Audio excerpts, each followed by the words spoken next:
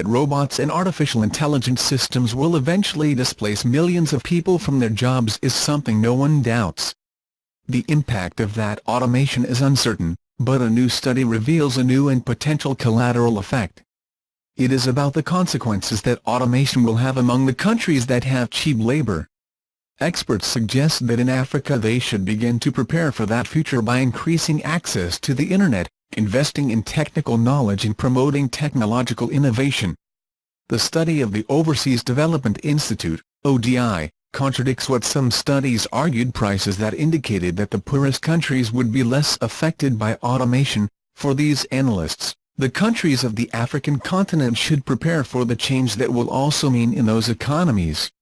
Researchers from the consulting firm McKinsey Global Institute revealed that a third of jobs in rich countries such as Germany or the United States could be affected by that automation.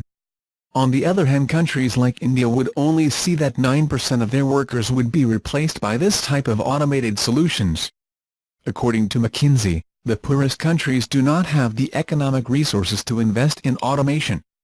For the ODI, that estimate is too optimistic, and explained that although, for example, the robots that are used for the manufacture of furniture are still more expensive than human labor, but that will cease to be so in 15 years.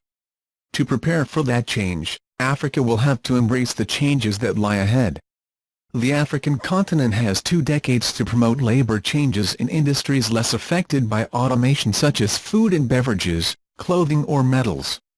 Karishma Benga, one of those responsible for the study, said that if done well, automation can offer important opportunities to African countries by improving labor productivity in the manufacturing sector. The investment in a more technical education can be, according to ODI, one of the keys that will alleviate the impact of those changes.